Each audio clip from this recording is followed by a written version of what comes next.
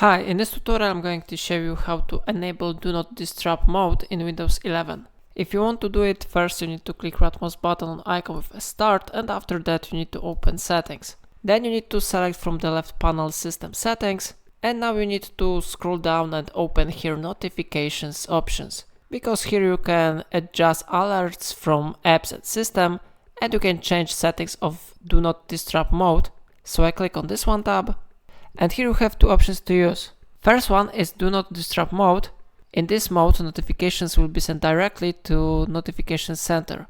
If you want to enable it, you need to click on this one gray dot, and after that it will be enabled. Of course, always you can try to disable this mode by clicking on this white dot. And the second option is Do Not Disturb automatically mode. If you want to turn it on, you need to click on this one arrow, and then you need to check option during these times. Then you need to type hours where you want to enable this mode. For example, I select here 6 p.m. and I click check icon.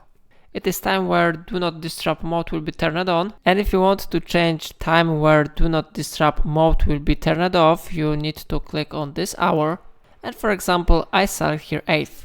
This time I select AM and I click on check icon.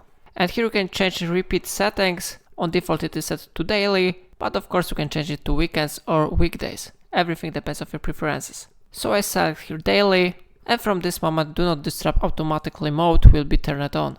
If I helped you to use these functions, remember to like this tutorial and subscribe my channel. Please let me know in comment if it's of your problem.